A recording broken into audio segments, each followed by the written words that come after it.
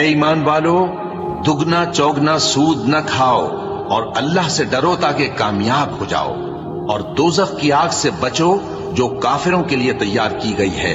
اور اللہ اور اس کے رسول کی اطاعت کرو تاکہ تم پر رحمت کی جائے، اور اپنے پروردگار کی بخشش اور اس بہشت کی طرف لپکو جس کا عرض آسمان اور زمین کے برابر ہے، اور جو پرہیزگاروں کے لیے تیار کی گئی ہے، جو آسودگی اور تنگی میں اپنا مال اللہ کی راہ میں خرچ کرتے ہیں اور غصے کو روکتے اور لوگوں کے قصور معاف کرتے ہیں، اور اللہ نیکوکاروں کو دوست رکھتا ہے۔ اور وہ کہ جب کوئی کھلا گناہ یا اپنے حق میں کوئی اور برائی کر بیٹھتے ہیں تو اللہ کو یاد کرتے اور اپنے گناہوں کی بخشش مانگتے ہیں، اور اللہ کے سوا گناہ بخش بھی کون سکتا ہے، اور جان بوجھ کر اپنے افعال پر اڑے نہیں رہتے۔ ایسے ہی لوگوں کا صلہ ان کے پروردگار کی طرف سے بخشش اور باغ ہیں